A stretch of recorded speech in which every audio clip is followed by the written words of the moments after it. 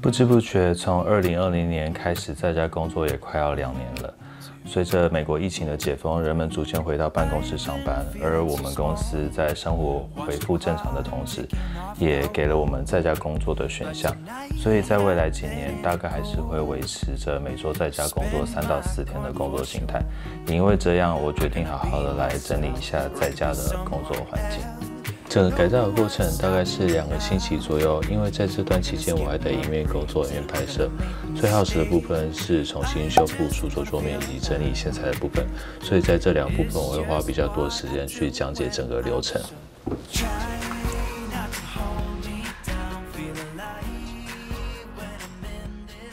Hello， 大家好，我是 Milk， 今天要跟大家分享的是 Desktop Tour 2022。那今天影片有点长，所以我会分章节来介绍我做哪些改造跟变动跟设计。如果你是第一次来到我们频道，我们频道主要是以美国的生活 Vlog 跟旅行的 Vlog 为主。另外我们会做一些3C 的开箱，跟我们自己使用的产品的开箱，还有就是我们会做一些居家设计的改造。好，那就让我们开始吧。Here's to the good days, here's to the sorrows. If this is a mistake, I know about tomorrow.我原本的工作桌是 Crane Barrel 的书桌，虽然不是升降桌，但是因为桌子本身的颜色是简单的黑白对比，所以我很喜欢，也就这样用了5年多。但也因为使用久了，桌上的漆开始慢慢斑驳，所以我决定要做的第一件事就是要重新修复桌面，然后把桌下凌乱的线材整理好。不过在开始整理之前，我习惯先把整个案子要完成的样子先设计一下，因为设计是我的本业，所以在参考了一些 YouTube 上面的 Desk Tour 跟 Cable Management 的影片之后，我很快的就有了自己的想法。原本的桌面是有2个27寸的萤幕，因为平常工作习惯用2个萤幕，也比较有工作效率。不过因为现在的桌子只有48英寸长，所以在做完设计之后，我就知道必须想办法让桌面只剩下1个萤幕，这样可以看起来更简洁一点。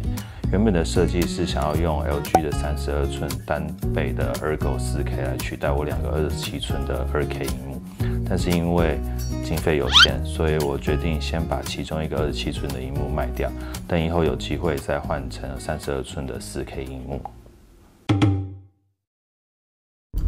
为了要整理桌子，我先到 Home Depot 去买一些工具。Home Depot 就像是台湾的特力屋一样，是一个美国的大型五金行，里面有卖木材跟油漆这些东西。在这边最重要买的就是这个脱漆剂，我买的是 Street Strip 这个牌子，你也可以用上面这个 TSP 这种溶剂。接下来需要买 Sanding Disc， 就是给砂轮机用的砂纸，这边需要买120跟220，120是粗的，220是细的。然后我们需要选木头漆，我这边选的是 Darwana， 那你可以根据它现场有的 sample 去选择看你需要哪一种颜色。回家之后，我就马上把 Citrus 上到这个木头上面去。把脱漆剂上去之后，需要一段时间让脱漆剂去跟原本木头上的油漆做融合，大概是30分钟左右之后，就可以看到效果了。大概过30分钟之后，我就开始来刮上面的漆了。然后刮完之后是长这样，但是不用担心，等一下还要再继续处理。接着我用砂轮机开始磨，一开始先用120的砂纸开始磨，先把上面的漆磨掉，接下来再用220的去仔细磨。磨完的效果之后就长这样子，虽然还是看得到一些黑色的油漆，就是原本旧的油漆，但是已经好很多了。接下来我就把这个上面的木屑把它擦掉，然后把木板清除干净。清干净之后，拿了一个婴儿纸巾，把上面的一些木头啊、脏污啊都把它擦干净。接着我开始上木头漆，那木头漆的话不一定上1层就够，有时候你可能需要上到2层，你要看实际的情况去做调整。好了，这个就是完成的样子。虽然上面还是有一些黑色原本木头漆的颜色，但是看起来已经很不错了。在我书桌旁边放了很多路由器、硬碟还有插座，所以这里的线非常的杂乱。为了解决线的问题，首先我先买了一个伺服器专用收线的塑胶壳。那这个壳呢是有许多洞，所以你可以把它反钉在桌子的下面。原本的塑胶壳是灰色的，但是因为我觉得不是很好看，所以我用了 Plastic 这个东西，我把它喷成黑色的。毕竟主要的所有的电线几乎都是黑色的。那喷的时候呢，有时候要喷1层到2层，才可以把它完全 cover 住，然后要喷仔细均匀。喷完之后，大概需要等几个小时，再来处理下一个步骤，会比较妥当一点。好，我们可以看到，因为这个并不是亮面的，所以喷起来会比较接近原来塑胶本来的样子。一切都准备好之后，就可以把刚才喷好的塑胶壳还有插座装到桌子的下面。那这边你可以考虑使用双面胶搭配螺丝，会比较稳固一点。在锁螺丝之前，最好是先钻一个排勒后，这样比较不会伤到木头本身。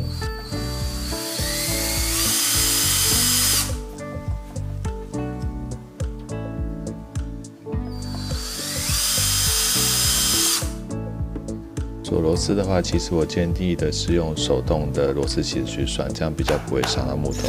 但是因为我比较懒，所以我就只用电动的螺丝起子。完成的时候才发现，原来这张桌子是 Made in Taiwan 的。好，接下来谈一下就是收纳 cable management 这个部分。首先我知道我要买一个延长线钉在桌子下面，所以我买了这一个是在 Amazon 上买的，叫 B 把，然后这个呢是一组2个，然后再给大家看一下它长什么样。我本来想要装2个，最后只装了1个。它呢有几个好处，第一个好处是它有4个孔。然后第5个孔这一个插座的话，它是跟其他的分比较开，就是说你有些插座如果插头比较胖的话，你可以插在这里。再接下来它有3个 USB， 所以你可以用 USB 把线拉出来，就是放在这个桌子的后面。然后再来就是我很喜欢它这个东西，我买其实就是因为看中，主要是看中这个东西，因为这个东西是一个孔，所以你可以把这个锁在桌子下面。因为很多人他都是用这个双面胶把它粘在这里，粘在桌子下面，但是久了之后它就掉下来。所以我会建议你可以像我的话，我好像是没有粘双面胶，就把它钉在桌子的底部，所以这样子一定不会掉下来。然后再来就是买延长线，这个很重要，就是一定要买这种平的，因为这种平的 L 型的才比较不会占空间，然后也不会跟就是插座打架这样。好，另外呢，之前为了要订这个延长线，所以我又买了这个是 wood， 就是可以锁在木头的 wood screw。那这个其实就没有一定要买怎么样的，给大家看一下长这样子。因为这个要看你的桌子的桌板的厚度，如果你桌子很厚，你可以买比较长一点的螺丝。那如果你桌子没有那么厚，像我的是很薄，所以我就买了一个很短，只要能够锁住就好了。好，另外之前我们有提过，就是在很多的 YouTuber 他会介绍他在 Cable Management 他都用了这个3M 的 Scottish 的这个双面胶。那这个胶呢，这个双面胶其实是粘得非常牢固，可是有些人是说它久了之后它就会掉下来。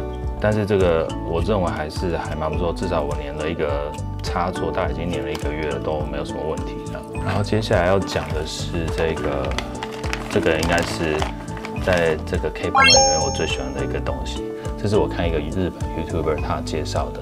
那这个东西呢，主要就是一个小小的环，然后你把它打开之后，就可以把 cable 放到里面。然后 cable 放里面之后呢，其实它就固定很好，然后它其实体积又很小，所以我非常推荐这个。基本上我后面的线大部分都是用这个东西去把它固定住的。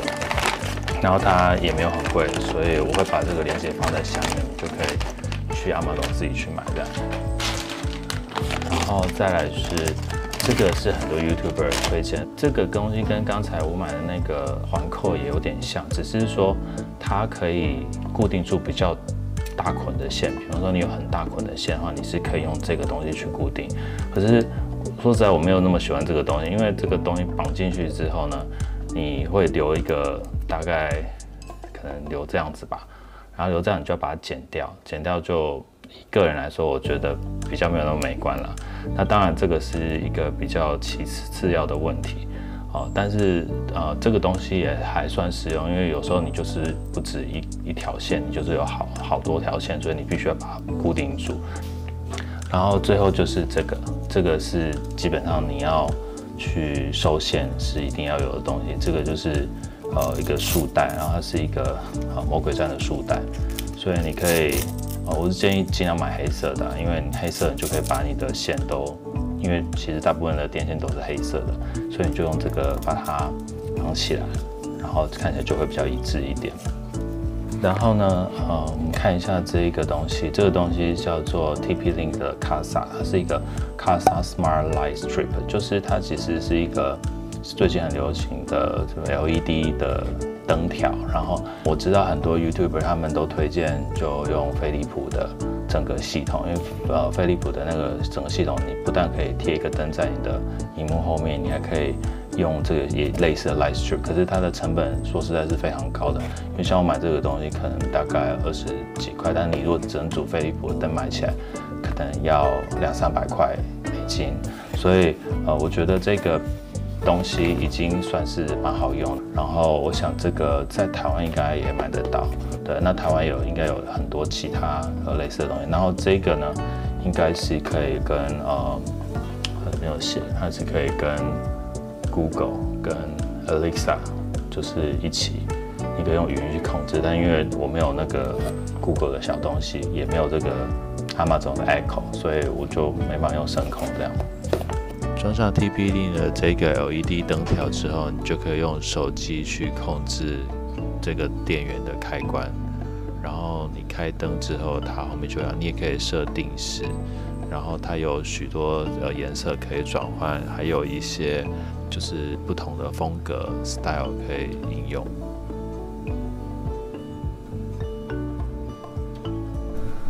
这个就是最后整理的结果。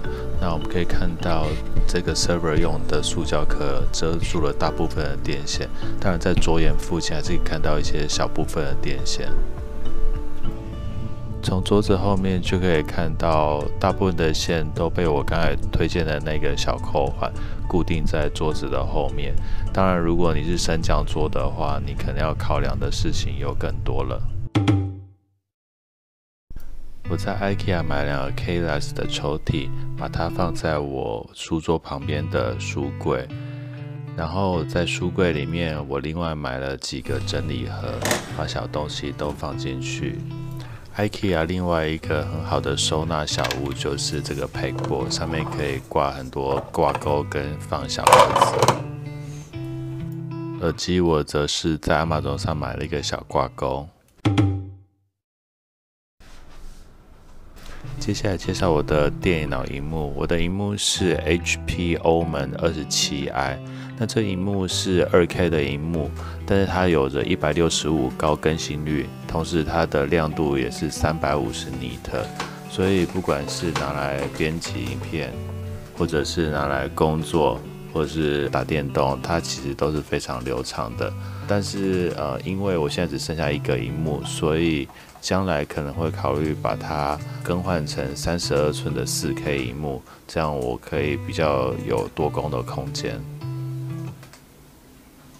我平常很少用电脑打电动，以往会玩的是《世纪帝国2》，那这款游戏呢，对硬体的要求并不是太高，所以目前的萤幕还应付得来。为了让桌面看起来更整齐，我在 Amazon 上买了一个单臂的支架，然后把萤幕装上去之后，下面的空间果然就空出来了。而我买的这个 HP 萤幕呢，在萤幕的后面跟下面都有自己的 LED 灯。用 HP 的内建程式就可以调整它的亮度跟颜色。我的电脑是2021年买的 HP Omen 30L。当初买这台电脑的主要原因是因为买不到 RTX 3080显卡，最后只好买品牌电脑。CPU 是 Intel 10900搭配水冷系统，再配上 RTX 3080跟64GB 的 RAM。好，先来看一下我在这个设置里面总共买了哪些器材，或者是这些器材可能是以前我就有的。那首先第一个是这个罗技的 MX Master 3滑鼠。那这个滑鼠呢是人体工学滑鼠，它是非常好用。然后平常我大概主要都是用这一支滑鼠来做工作，然后甚至剪辑影片呐，然后打游戏也是用这个。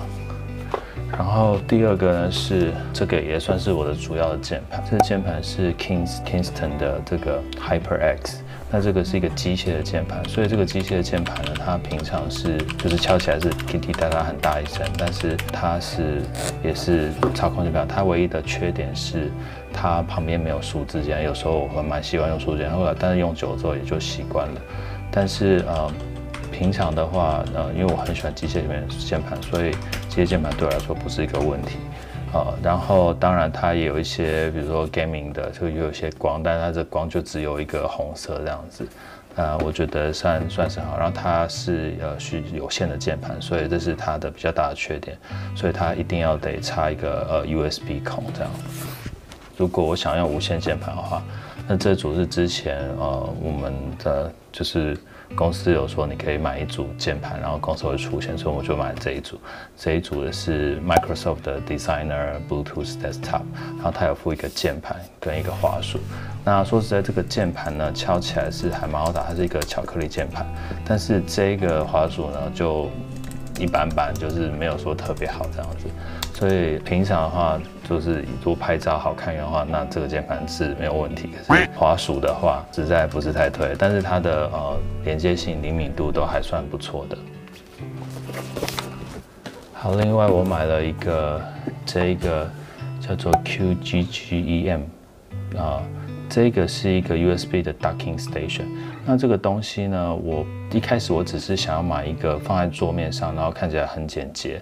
然后有这个 USB 孔，然后其实重点是要有这个读卡机的孔，因为常常需要读取这个相机里面的资料，所以我希望有一个可以放在桌面上，然后看起来很干净的。那它的好处是它后面呢，它的机身后面有很多这个 USB 的插头。那因为这个 docking station 本来就是给 MacBook 在用的。但是 PC 也可以用，所以我就买了。然后在 Amazon 上面好像已经没有在卖了，但是它有卖后续的版本。但是我买这个是比较旧版，因为它只能支援到4K 的 display， 那新版好像可以支援到5K。然后我是在eBay 上买的，就买了非常非常便宜的一个价钱。你如果想要用就是 docking station 的话，你可以做点研究，因为其实市面上有非常多类似的产品。好，我的耳机呢是这个 BOSE 的 SoundLink Comfort。这个耳机呢没有长得特别好看，不过它最大的特色就是它戴起来非常非常的舒服。另外就是它可以折叠，所以你在旅行的时候是很方便的。然后它可以是有线，也可以是无线的，所以我这个耳机已经用了非常久了。我用的喇叭是用了很久的 PreSonus Ares E 3.5。我很喜欢它的原因是因为它的音质很好。另外，它前面有2个音源孔，很方便。我用的无线充电座是 Anker 的无线充电座，但是它充电很慢，所以我会找时间把它换掉。在重新整理木头桌面后，我决定买一个 Groovemate 的垫子放在键盘跟滑鼠下面。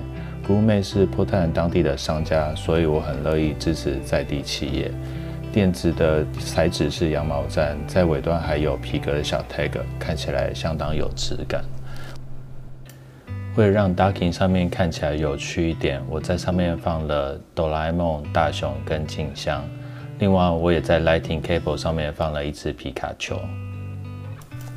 这幅画则是上礼拜在西雅图派克市场的战利品。我用的椅子是已经用了8年多的 Haworth Veritesk， 外形简单好看，除了可以调整高低之外，手的支撑也可以调整高低跟前后位置。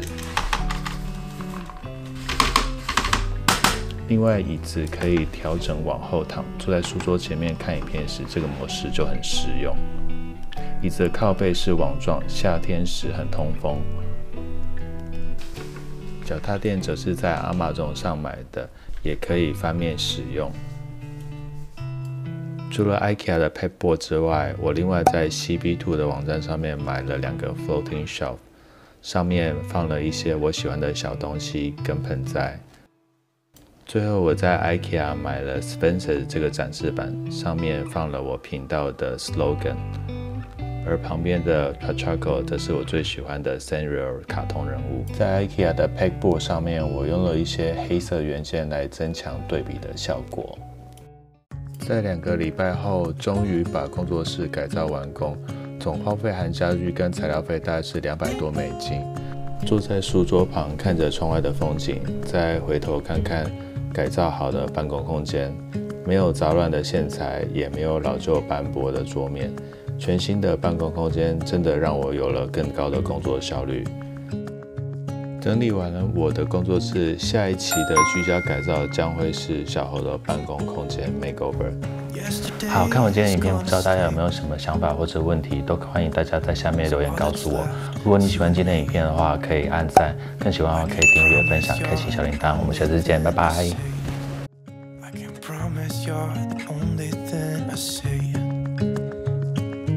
Hold my hand and hear the words I say.